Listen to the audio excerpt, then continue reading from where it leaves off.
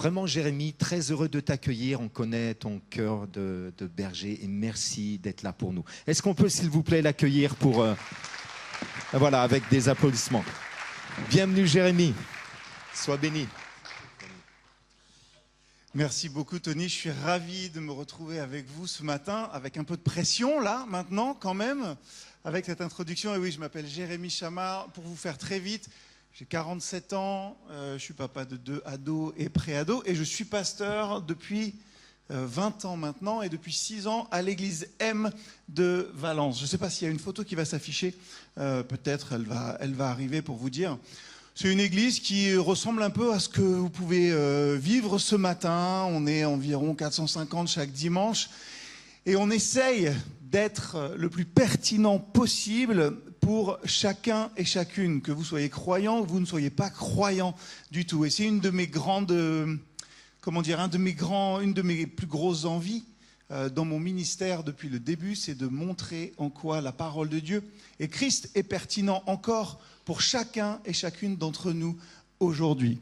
Alors, je vais essayer de répondre à la question, mais je pense que je vais vous bousculer un tout petit peu. Je ne suis pas sûr de répondre exactement pile poil comme vous le vouliez, parce qu'il y a un problème, et le témoignage l'a montré, c'est que Jésus répond jamais exactement pile poil à ce qu'on veut, à ce qu'on voudrait ou à ce qu'on lui demande. Alors, j'ai choisi de lire avec vous un texte qui se trouve dans l'évangile de Matthieu, chapitre 16. On va voyager un petit peu, mais je vais lire pour commencer comme base à cette prédication les versets 13 à 17. Jésus se rendit dans le territoire de Césarée de Philippe. Il demanda à ses disciples, au dire des gens, qui est le Fils de l'homme ? Ils répondirent, certains disent que tu es Jean le Baptiste, d'autres que tu es Élie, et d'autres encore que tu es Jérémie ou un autre des prophètes. Et vous, leur demanda Jésus, qui dites-vous que je suis ? Simon-Pierre répondit, tu es le Christ, le Fils du Dieu vivant. Et Jésus lui dit, tu es heureux, Simon, fils de Jonas, car tu n'as pas découvert cela de toi-même, mais c'est mon Père qui est dans les cieux qui te l'a révélé. Jésus arriva dans le territoire de Césarée de Philippe. Il demanda à ses disciples, qui suis-je d'après vous ? D'après les hommes, moi le Fils de l'homme. Et d'après vous, qui suis-je ? Et Simon-Pierre répond, tu es le Messie, le Fils du Dieu vivant. Cette question qui est posée à Pierre, ce n'est pas juste une question de culture religieuse générale. Non, Jésus ne demande pas « Qu'est-ce que vous avez entendu de moi ?» Quelle est la bonne réponse ? Il dit « Pour vous, qui suis-je » Et cette question-là, c'est le point culminant de l'évangile de Matthieu, d'un long cheminement. Depuis le chapitre 4, vous savez, Jésus, il agit. Jésus, il guérit, il dérange, il enseigne, il fait des miracles. Les foules, qu'est-ce qu'elles font ? Les foules, elles s'étonnent, les religieux, ils s'inquiètent. Qui c'est celui-là ? Les disciples, ils observent. Et tout le monde a une opinion. Tout le monde a une intuition. Tout le monde a une hypothèse, mais finalement, personne ne semble saisir pleinement qui est ce Jésus. J'ai envie de dire, aujourd'hui encore, au XXIe siècle, la situation n'a pas changé. On vit une époque assez fascinante quand même, je crois, une époque où la spiritualité n'a jamais été autant recherchée. J'étais dans le train hier, et je ne l'ai pas pris avec moi, mais je lisais un magazine et je tombais sur une rubrique qui disait « Chaque semaine, retrouver et Dieu dans tout ça ». Pour ne pas le citer, c'est Le Point. Et ils interviewaient Édouard Philippe à ce moment-là. Et il dit, en gros, première question, c'est croyez-vous aux forces de l'esprit ? C'est la fameuse question de Mitterrand. Et Édouard Philippe dit, je ne crois pas en Dieu. Et puis, 3 lignes après, il dit, aujourd'hui, c'est impossible de ne pas croire en Dieu, qu'il y ait quelque chose. Donc, il se contredit lui-même. Tout ça pour dire que notre société est en recherche de quelque chose. Notre société est en recherche spirituelle. Jésus, on l'a dit pour nous, est la réponse. Mais j'ai l'impression quand même que Jésus n'a jamais été aussi fragmenté. Jésus aujourd'hui, c'est un peu cette figure qui est là, omniprésente. Il y a des magazines qui s'appellent Jésus aujourd'hui. Il y a Olivier Giroud qui témoigne constamment. Il y a les footballeurs boliviens, français, tout ça qui témoignent. Jésus n'a jamais été aussi omniprésent et aussi méconnu. Souvent, on dit que notre société est post-chrétienne. Elle est loin d'être post-spirituelle, en tout cas. Les librairies débordent de bouquins de développement personnel, de méditation en pleine conscience, d'énergie, d'astrologie, de quête intérieure. Ça nous dit quoi, ça? Ça nous dit que les gens, et peut-être que vous êtes comme ça parmi nous ce matin, les gens cherchent et les gens veulent du sens, de la paix, de l'alignement, de la congruence dans leur vie. Ils veulent de la guérison intérieure. Si je devais résumer tout simplement, on est tous à la recherche de quelque chose de plus dans notre existence. Je pense qu'on pourrait qualifier notre époque, et c'est une grande chance pour l'Église aujourd'hui, qu'on pourrait qualifier de post-sécularisme. On a essayé de tuer Dieu au XXe siècle, et puis on a bien vu qu'il a survécu, et que les questionnements sont toujours là, aujourd'hui. Au milieu de cette quête de sens, Jésus est toujours là. Mais rarement dans sa totalité. Pour certains croyants, Jésus nous attend sur le pas de nos églises, à la porte, checklist à la main. Est-ce que tu es assez régulier? Assez pur? Est-ce que tu es assez sérieux? Pour d'autres, au contraire, il est beaucoup plus cool, il est beaucoup plus détendu. C'est le Jésus un petit peu rebelle qui est là, parfaitement adapté à leur style de vie. Ouais, Jésus, c'est un mec comme moi. Pour d'autres encore, c'est surtout une solution ponctuelle. Quand ça va mal, quand il faut une réponse, quand on a besoin d'un petit coup de pouce, alors oui, on se rappelle que Jésus est là encore.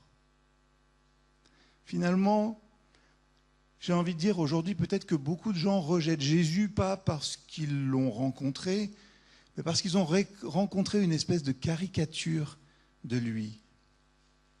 Et ça, moi, ça m'interroge en tant qu'Église, la grande Église avec un E, ce que nous sommes ce matin, rassemblés. Parce que finalement, nous sommes la manifestation de Christ aujourd'hui dans notre société. Je suis l'Église partout et tout le temps. Vous êtes l'Église partout et tout le temps. On le dit, nous sommes les mains, les pieds, le cœur aussi de Jésus pour cette humanité. Et Jésus repose toujours la même question finalement, à nous tous rassemblés, chrétiens ce matin. Et vous, d'après vous, qui suis-je? Alors avant d'aller plus loin, j'aimerais prendre le temps d'actualiser certaines images. Pas pour être tendance, mais quand même pour montrer que chaque époque fabrique un petit peu ses propres raccourcis spirituels et la nôtre ne fait pas exception. Et puis, comme je l'ai dit, on a tous notre vision de Jésus. Le Jésus que moi j'imagine n'est peut-être pas le même que celui qu'Olivier imagine, par exemple. Les disciples répondent d'abord, les uns disent Jean-Baptiste, d'autres Élie, d'autres Jérémie ou l'un des prophètes. Autrement dit, tu es une personne, une figure spirituelle, parmi d'autres, une figure inspirante, un guide. Ça, c'est pas très différent de ce qu'on entend aujourd'hui. Aujourd'hui, Jésus n'est plus seulement une star de cinéma, mais il est devenu un personnage presque d'algorithme, vous savez. Souvent, on se fait un Jésus qui ressemble à ce que je like. For the non-English speakers, ce que j'aime, qui confirme ce que je pense déjà. On se fait un Jésus qui perturbe pas trop mon confort intérieur. Un Jésus qui apparaît dans une citation inspirante, boum, une belle image sur Insta, une punchline spirituelle, ou un petit reel de 15 secondes, où un pasteur va nous dire quelque chose complètement déconnecté du contexte qui est fait avant, et ça c'est compliqué des fois à gérer. Mais ça nous conforte, ça nous donne de la forme. On lit aujourd'hui la Bible en punchline de 3 mots. finalement bien plus souvent qu'ouvrir la parole et se dire alors ça c'était où, c'était quoi, comment il l'a dit, pourquoi est-ce qu'il l'a dit. Ce Jésus, il nous apaise. Mais il ne nous dérange pas. Il réconforte, mais il ne transforme pas. Il aide à tenir, finalement sans jamais nous dire hey, mec, il faut que tu changes de direction là. Le Jésus des évangiles ne se contente jamais d'être inspirant. Le Jésus des évangiles, il est bouleversant. Les gens tremblaient devant lui. Il se relevait, il les relevait, il laissait tout ou il cherchait à le faire taire. Vous me voyez prendre mon téléphone, c'est pas parce que je regarde un message, c'est parce qu'aujourd'hui, c'est bien pratique en voyage, on a nos Bibles dans notre téléphone. Pour creuser un peu et bien comprendre, Marc 1, versets 40 à 45. Vous savez, cet épisode où Jésus va guérir un homme lépreux. Un lépreux vient à Jésus, se met à genoux devant lui et le supplie en disant « Si tu le veux, tu peux me purifier. » Bouleversé, Jésus étendit la main, le toucha et dit « Je le veux, sois purifié. » Aussitôt la lèpre quitta cet homme et il fut purifié.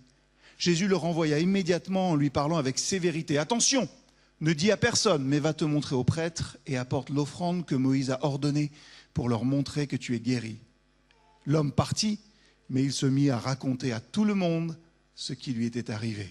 À cause de cela, Jésus ne pouvait plus se montrer dans une ville. Il restait en dehors, dans des endroits inhabités, mais de partout, on venait à lui. Si Jésus avait été un Jésus algorithme, il aurait fait ceci. Une parole compatissante, à distance, un message inspirant sur l'amour de Dieu, une guérison sans doute propre, rapide, partageable, un miracle safe, sois guéri. Mais Jésus fait ici exactement ce qu'il ne faut pas faire.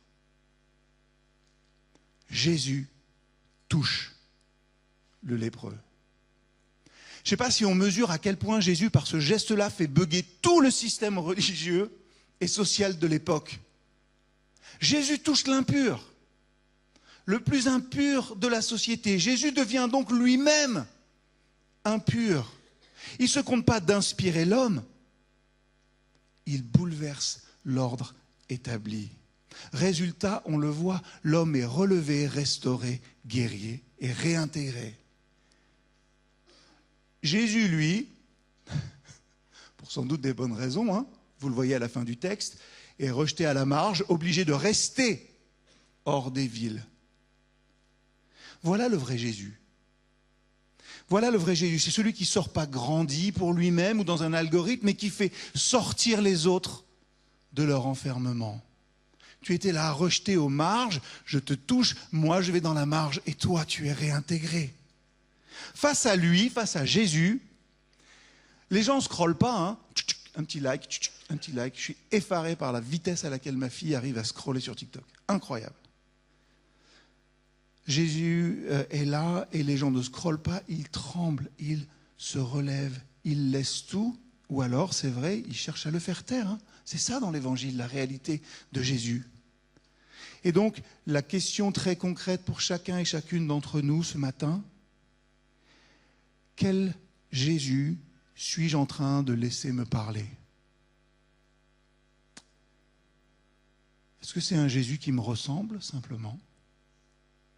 Je l'ai fait à mon image, avec mes likes, avec les choses, ou un Jésus qui me dérange? Est-ce que l'algorithme de ma vie, de ma pensée, me montre ce que j'aime déjà? Parce que Jésus, c'est l'inverse qu'il veut faire. Jésus, lui, me montre ce que je fuis, ce que je protège, ce que peut-être je devrais laisser là, sur le bord de la route. Laissez-moi vous dire une chose, c'est que suivre Jésus, ce n'est pas simplement être apaisé spirituellement.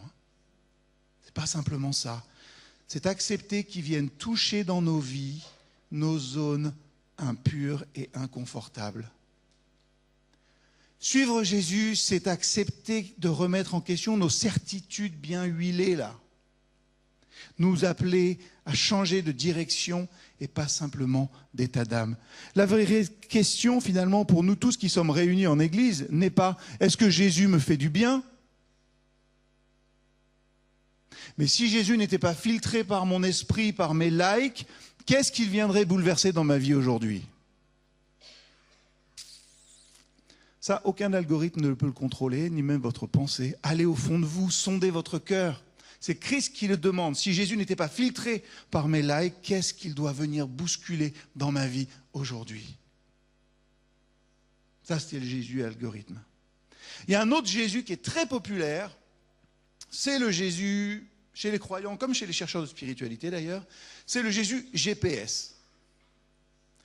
Vous savez, souvent on va vers Jésus avec notre petit agenda et on lui dit « dis-moi où aller, dis-moi quoi choisir, dis-moi quelle est la bonne décision ».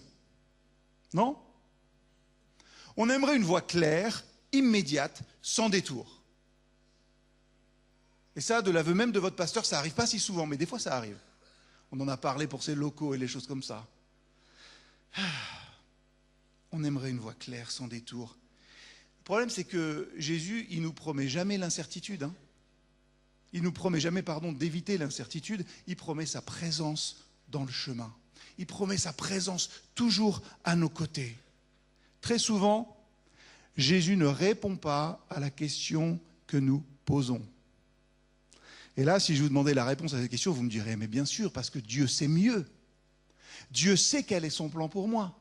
Dieu sait ce dont moi j'ai besoin. Certes, je suis d'accord avec vous. Mais Jésus ne répond aussi quelquefois pas à la question que nous nous posons parce qu'il veut transformer la personne qui la pose, cette question. Et ça, on a du mal à le voir. On a parlé de beaucoup d'expériences. J'ai fait une expérience magnifique hier, j'ai mangé un couscous dans le centre d'Amiens.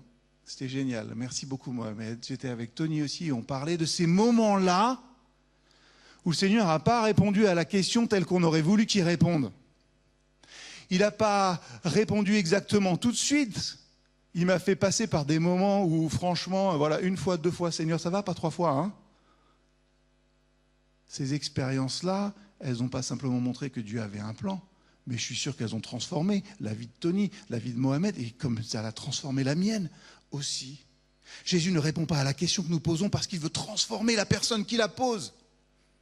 Exemple encore, Jean 6, versets 24 à 29. Je ne vais pas vous lire le texte, mais c'est après la multiplication des pains. Vous savez, qui est là, la foule, elle cherche Jésus avec insistance après ce miracle-là. Ils l'ont kiffé, Jésus. On est là, depuis 2 jours, on a faim, et le mec, il nous nourrit, quoi. Je ne sais pas comment il a fait, mais il est là, il nourrit, il rassure, il est efficace. En fait, la foule, elle veut que Jésus devienne leur GPS spirituel. Elle lui pose d'ailleurs une question très sérieuse dans ce passage de l'évangile de Jean. Il dit, « Que devons-nous faire pour accomplir les œuvres de Dieu ?» On se dirait, mais c'est génial ce que Jésus a éveillé chez cette foule. Qu'est-ce qu'on doit faire, Seigneur, pour accomplir les œuvres de Dieu ? C'est une vraie question de direction. Les gens, qu'est-ce qu'ils attendent ? Ils attendent une liste, un plan, une méthode. Tournez à la prochaine. À droite. Enfin, c'est ma gauche. Ouais, ça doit être ça. Mais Jésus ne répond pas comme un GPS. Il ne répond pas, faites ceci, puis ça, puis faites encore ça après. Il répond, l'œuvre de Dieu, c'est que vous croyez en celui qui l'a envoyé. Autrement dit, Jésus dit à cette foule, vous voulez des instructions ? Moi, je veux une relation. C'est le problème pour nous parfois en église, parce qu'on aime bien donner des instructions. C'est parfois plus compliqué d'entrer en relation. Hein ? On est bien entre nous. Ça ne nous dérange pas trop, mais les questions de ceux qui connaissent rien, là, beaucoup plus compliquées. Alors il faudrait que tu fasses ci, ça. Et si avant ça, on rentrait dans une relation simplement ? C'est ce que Dieu demande. Jésus ne donne pas un itinéraire détaillé, il ressente la question. Avant de savoir quoi faire, il faut d'abord que tu saches en qui tu vas placer ta confiance. Et c'est frustrant quand on continue l'histoire après la multiplication des pains. Il y a beaucoup de gens qui se détachent de lui parce qu'un Jésus qui ne donne pas des directions claires mais qui appelle à la foi, à la responsabilité, ça déstabilise. Soyons honnêtes. On est souvent comme cette foule. Hein. On prie pour des réponses alors que Jésus cherche à former des personnes. On demande, est-ce que je dois accepter ce job, Seigneur? Est-ce que c'est la bonne relation? Quelle décision, Seigneur, est la bonne? Et Jésus répond parfois à côté. Non pas parce qu'il esquive, hein, mais parce qu'il veut nous transformer avant de nous orienter. Si on avait juste un Jésus GPS qui nous dit exactement par-ci, exactement par-là, il nous éviterait l'angoisse de l'incertitude. Mais le Jésus des évangiles nous apprend à marcher avec cette incertitude, sans être seul. Suivre Jésus, ce n'est pas avancer avec toutes les réponses, c'est avancer avec une présence. Notre foi n'est pas basée sur un livre saint, c'est la parole de Dieu, certes. Notre foi, c'est Christ. C'est ce Christ mort et ressuscité pour nous. Et la confiance avec lui, ça se construit en marchant, pas en recevant un plan clé en main. Je suis toujours effaré par le fait que souvent, que vous fassiez de la musique, merci pour ce matin, c'était top, que vous fassiez du sport, vous avez une petite prédisposition et puis vous savez que vous devez travailler un peu après, hein, juste pour être en harmonie, pour faire. Et je me dis, c'est fou qu'il y ait quand même que dans la foi où on se dit, un jour je reçois, poum, et j'ai plus besoin de travailler. Ça y est, j'ai reçu. La foi, ça se travaille aussi. Ça se construit en marchant. La vraie question n'est donc pas, Jésus, quelle est la bonne direction là? La vraie question pour nous, et vous vous la posez à votre cœur ce matin, je ne demande pas de réponse. Qui est-ce que je suis en train de devenir pendant que je marche avec ce Christ qui est ma vie et qui est avec moi tous les jours? Parce que c'est là que se joue souvent la vraie transformation. Dans la marche simple et humble avec le Christ. Allez, dernier, c'est le Jésus thérapeute. Vous savez, un Jésus qui m'aide à aller mieux, un Jésus qui aide à me réparer et à apaiser mes blessures. C'est vrai, je le crois, que Jésus guérit. Mais Jésus ne se limite jamais à la gestion des symptômes. Jamais, jamais, jamais. Il va à la racine. Il ne dit pas seulement « sois en paix avec toi-même ». Super. Il dit « suis-moi. Suis-moi maintenant. Viens avec moi. » Il ne vient pas seulement restaurer l'estime de soi, hein, comme on aimerait le dire souvent. Il révèle une identité, on l'a chanté ce matin, qui est reçue et pas construite. Dernier exemple. Puisqu'on est dans un cadre d'église, je peux me permettre de ne pas lire ce long texte, mais c'est la femme, vous savez, guérie d'une perte de sang, en Marc 5. Cette femme, on nous dit que ça fait 12 ans qu'elle souffre. 12 ans de douleur, d'isolement, de honte, elle a tout essayé. Tous les thérapeutes possibles. Relisez le texte, Marc 5, 25, 34, c'est ça, et rien n'a marché. Elle vient, elle touche le pan du manteau de Jésus par derrière, et elle est guérie physiquement. Le symptôme disparaît. Vous savez ce qui est bouleversant dans cette histoire? C'est que Jésus ne s'arrête pas là. Il aurait pu dire, ouais, tant mieux. Non. Jésus, le texte le dit, il s'arrête. Il cherche. Il veut la voir. Il l'oblige à sortir de l'anonymat. Qui m'a touché là? À se montrer et à parler. Et surtout, il lui adresse une parole qui ne dit presque jamais « Ma fille, ta foi t'a sauvée ». Là encore une fois, Jésus ne fait pas que réparer un corps, il restaure une relation, il rend une dignité, il donne une identité. Ma fille. La guérison, elle aurait pu rester privée, hein, fonctionnelle, thérapeutique. Jésus en fait un acte de révélation. Tu n'es pas seulement quelqu'un qui va mieux, tu es quelqu'un qui appartient. Et ça, c'est fort pour nos églises. On aimerait tellement répondre à tous les problèmes du monde.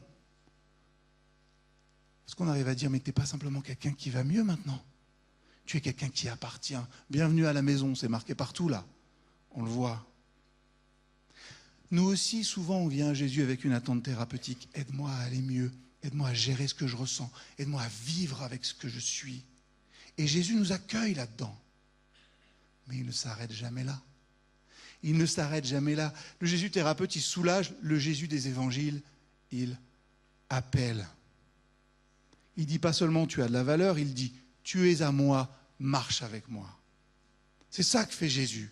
Suivre Jésus, c'est pas seulement être réparé pour continuer pareil. C'est être relevé pour changer de direction, de récit, de fondement. La vraie question que je vous pose, c'est la troisième, n'est donc pas est-ce que Jésus m'aide à aller mieux, mais sur quoi est-ce que je construis mon identité maintenant? Ce que je ressens, et la Bible dit aussi que les émotions sont trompeuses, que le cœur est tortueux, qu'on ne peut pacifier. Donc est-ce que je me base sur ce que je ressens ou sur l'appel que je reçois? Parce qu'avec Jésus, la guérison n'est jamais une fin en soi. C'est souvent le début d'une vie entièrement réorientée. 3 exemples. J'espère pas trop vous embêter. 3 exemples.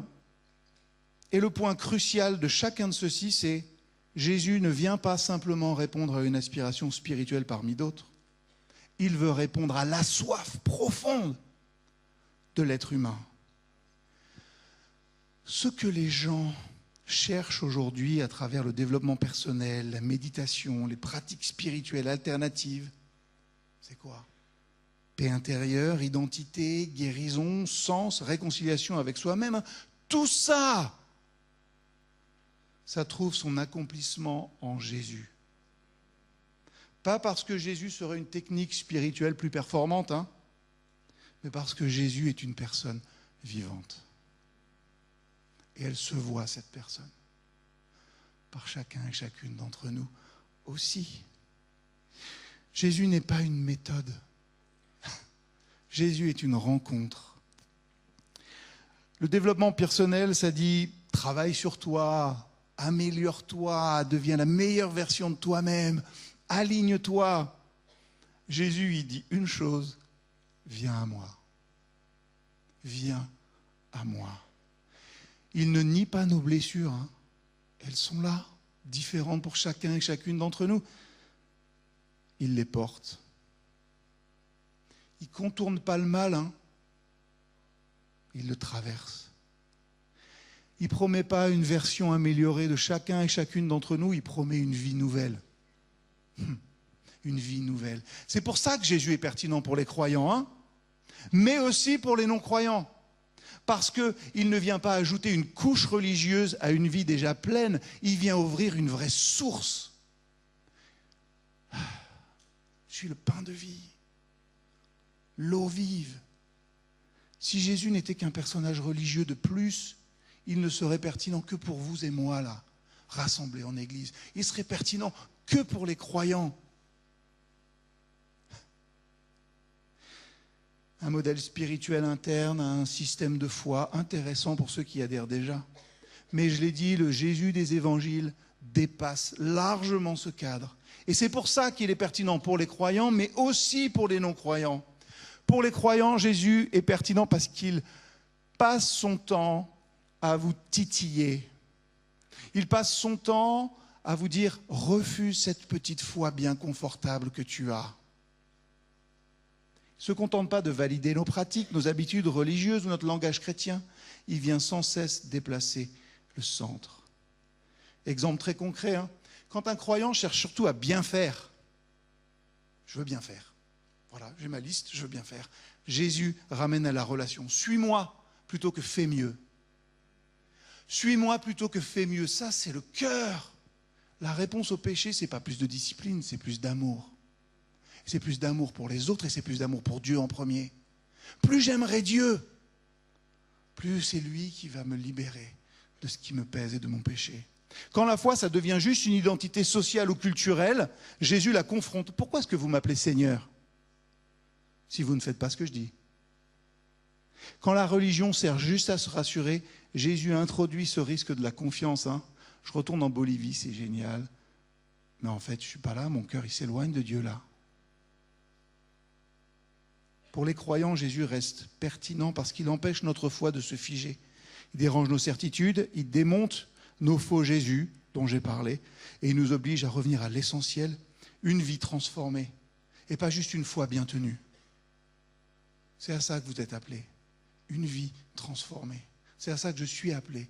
Une vie transformée, pas juste une foi bien tenue, bien correcte, dont on peut dire « Ouh, ce mec, il remplit bien toutes les cases ». Personne ne remplit toutes les cases. Une vie transformée. Jésus est aussi pertinent pour ceux qui ne croient pas. Il est la réponse aussi parce qu'il ne rentre pas dans des cases religieuses. Je ne sais pas si vous avez des amis non-croyants. Oui. Vous dites, mais bon, il y en a 2 qui ont des amis non-croyants. Même moi qui suis pasteur, donc très souvent dans l'église, j'en ai un petit peu plus. Non. Vous serez d'accord peut-être pour me dire que beaucoup de non-croyants, des gens qui n'ont pas la foi, rejettent la foi chrétienne parce qu'ils trouvent que c'est une religion moralisatrice. Parce qu'ils disent, je vais devoir arrêter plein de choses, Dieu va me contrôler là comme ça et j'aurai plus de liberté. Et puis, les gars, franchement, moi je l'ai entendu très souvent, mais où est-ce que vous vivez? Dans la réalité ou pas? Donc, mais vraiment, je ne comprends pas. Une spiritualité déconnectée du réel, on peut nous reprocher ça. Or Jésus, si vous lisez les évangiles, se tient souvent en tension avec le religieux de son époque. Il mange avec des gens infréquentables sans leur demander d'abord de se mettre en règle. Non? Nous, des fois, on aime bien les églises bien carrées et tout, mais Jésus mange avec des gens infréquentables sans leur demander d'abord de se mettre en règle. Jésus, il refuse les réponses toutes faites, même quand on lui pose les bonnes questions. Et Jésus, qu'est-ce qu'il fait? Il valorise les personnes avant de valoriser les systèmes. Il valorise la vie. Et je crois qu'on peut dire que chacun d'entre nous qui avons donné notre vie à Christ, qui vivons une vie nouvelle, on peut le dire. Il valorise notre vie avant la norme. Pour quelqu'un qui doute, pour quelqu'un qui cherche, pour quelqu'un qui se méfie des institutions, Jésus reste une figure crédible aussi parce qu'il ne force jamais l'adhésion. Il propose, il appelle, il confronte, mais il laisse la liberté. Et la liberté aussi de partir. Alors aujourd'hui encore, je crois que Jésus pose des questions très actuelles pour les croyants ou pour les non, et il y répond. Il répond à cette quête d'identité, dans un monde où tout se construit, mon image, ma réussite, ma performance. Jésus propose une identité reçue. Je suis enfant de Dieu et pas quelque chose à prouver. Jésus est pertinent aussi et il a la réponse pour tous parce qu'il nous libère de la fatigue de devoir tout maîtriser. Vivre, c'est choisir. Et je pense que nous tous et nous toutes, nous pouvons dire que quand même, dans notre vie, souvent, on a la pression du choix permanent. Jésus n'offre pas un GPS, mais une présence fidèle dans l'incertitude. Et enfin, là où beaucoup cherchent à aller mieux, c'est vrai aujourd'hui, Jésus invite à devenir autrement. Pas juste améliorer ce que tu as là, deviens autre chose. Une nouvelle créature en profondeur. Et je pense que ces questions, quête d'identité, fatigue de devoir tout maîtriser, besoin de guérison et de paix intérieure, ça traverse tout le monde, indépendamment de la foi. En résumé, Jésus est pertinent pour les croyants parce qu'il les empêche de réduire la foi à une routine rassurante. Il est pertinent pour les non-croyants parce qu'il refuse les caricatures religieuses et il rejoint les vraies questions humaines. Au fond, Jésus ne demande pas d'abord à quel groupe tu appartiens. C'est intéressant. Je ne sais pas si vous vous êtes posé la question, peut-être vous vous connaissez tous déjà depuis si longtemps. Quelle église, quel groupe là? Jésus ne demande pas ça. Jésus demande qu'est-ce que tu fais de ta vie, de ta liberté, de ta soif de sens. Et cette question-là, croyant ou non, personne n'y échappe vraiment. Alors revenons à la question de notre texte. Et vous, qui dites-vous que je suis? Pierre répond, tu es le Messie, le Fils du Dieu vivant. Ce n'est pas une réponse brillante, ce n'est pas une déduction logique. Jésus lui dit clairement, ce n'est pas une pensée humaine qui t'a révélé cela. Autrement dit, on ne comprend pas Jésus simplement en l'analysant, en le comparant, en l'observant de loin. On le connaît parce qu'il se révèle.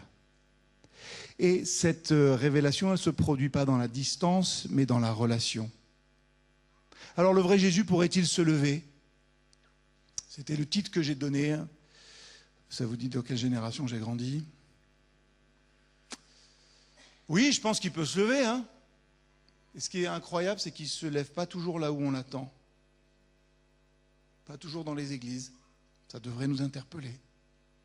Pas souvent comme un concept à maîtriser, hein, pas comme une image à ajuster à nos préférences, mais comme une présence à accueillir. Notre problème, ce n'est pas que Jésus ait beaucoup de visages, hein, chacun d'entre nous a son visage de Jésus. C'est que nous réduisons trop facilement le sien. Notre Jésus, il est comme ça et il ne doit pas bouger. Quand on cesse d'imaginer Jésus pour marcher avec lui, il y a quelque chose qui change. Hein. Comme dans toute relation réelle, hein, nos projections tombent, nos fantasmes s'effritent et une personne réelle apparaît.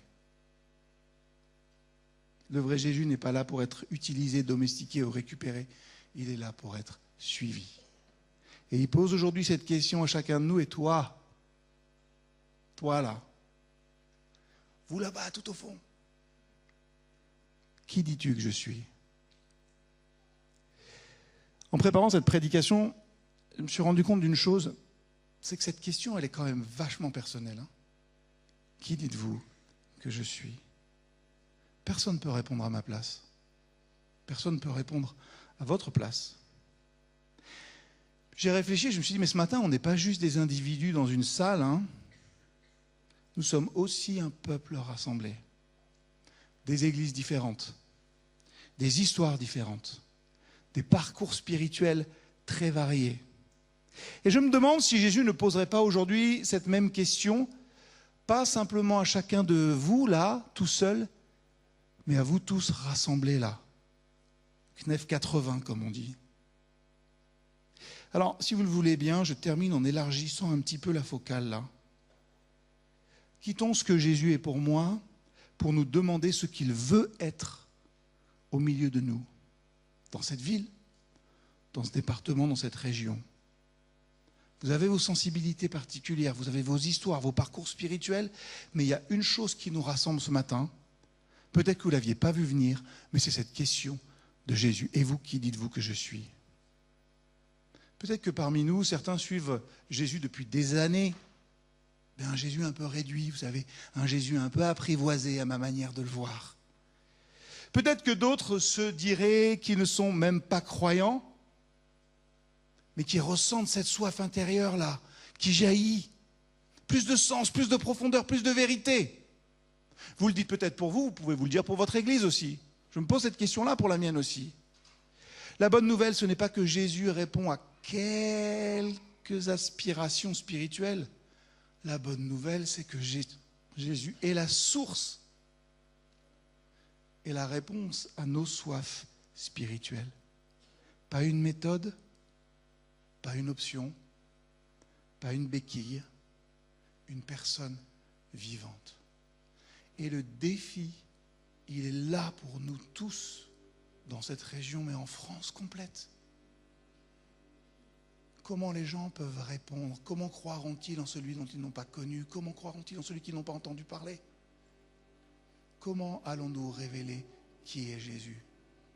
Donc s'il vous plaît, dans votre témoignage commun, n'enfermez pas Jésus. Ne vous dites pas, moi je ne suis pas qualifié. Jésus ne demande pas d'avoir tout compris, ni d'avoir la bonne culture religieuse. Il nous invite à une chose simple et radicale. Ne plus parler de lui sans lui, mais marcher avec lui. Et c'est ça qui fera la différence. Pour nos églises, pour l'église de Christ ici en France, c'est ça qui fera la différence. Arrêtons de parler de lui sans lui, mais marchons avec lui. Alors peut-être qu'à ce moment-là, le vrai Jésus pourra se lever. Et je vous invite à vous lever maintenant aussi. Peut-être que le vrai Jésus pourra se lever, non pas dans nos caricatures, non pas dans nos systèmes, mais véritablement au milieu de nous. Amen. C'était un petit amen, j'attendais un plus fort. Amen. Je vous invite à prier simplement pour vos églises, pour cette région, pour votre témoignage et pour que vous soyez des visages de Christ, des petits Christ, partout où vous êtes. Seigneur, tu nous connais, tu nous vois, et je le crois, tu es présent au milieu de nous ce matin. Tu nous précèdes en tout lieu, là où nos pieds foulent un espace, tu es là avec nous. Seigneur, je te prie pour le témoignage de ton Église, ici dans cette ville et dans cette région. Seigneur, toutes ces communautés rassemblées, qu'elles sont belles à voir. Seigneur, fais ton œuvre au milieu de nous. Lève-toi au milieu de nous. Que nous puissions être ces visages, ces sourires que tu veux adresser. Oui, Seigneur, ton souhait, c'est que personne ne se perde. Alors bénis le témoignage de ton peuple ici dans cette région. Seigneur, je te les confie humblement. Merci parce que tu es vivant aujourd'hui. Merci parce que tu sauves aujourd'hui encore. Et merci parce que tu veux qu'on vive une vie véritablement transformée. Alors Seigneur, fais ton œuvre dans nos vies, dans nos églises, entre nos églises. Seigneur, viens faire du nouveau. Nous t'en prions en ton nom, Seigneur Jésus. Amen.